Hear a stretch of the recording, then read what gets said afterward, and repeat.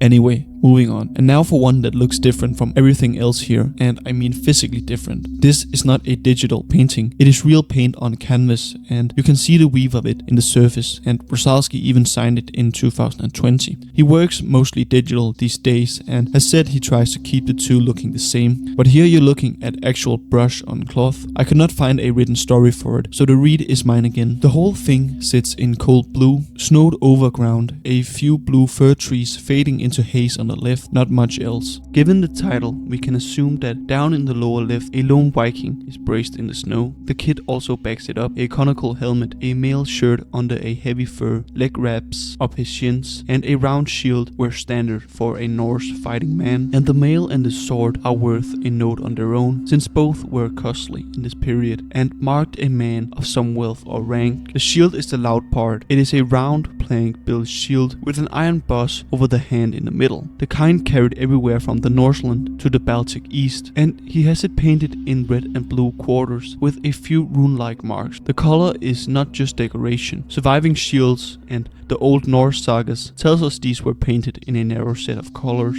black, yellow, red, and sometimes white, partly to keep the bare wood from soaking water, partly to hide the grain so a sword stroke could not follow the planks and split the thing in one hit. Red carried an extra meaning, at least in the sagas. A red shield read as a sign of hostile, the color a man showed when he had come to fight. So a shield this heavy on red, lifted by a man digging his heels into the snow in front of a charging werewolf, tells you which way the next few seconds are going before they happen. Unfortunately, the title seems to suggest that this Viking is going straight to Valhalla. Coming in from the right, taking up half the canvas, is the werewolf. It is huge, dark, mid-charge, mouth open, two pale eyes lit up in all that grey blue. Różalski keeps it loose and smudged next to this sharp little warrior, so it reads more like weather rolling in than a body, and it comes alone. That is starting to look like a rule across these paintings. The small dark ones travel in a pack, while the giants turn up by themselves.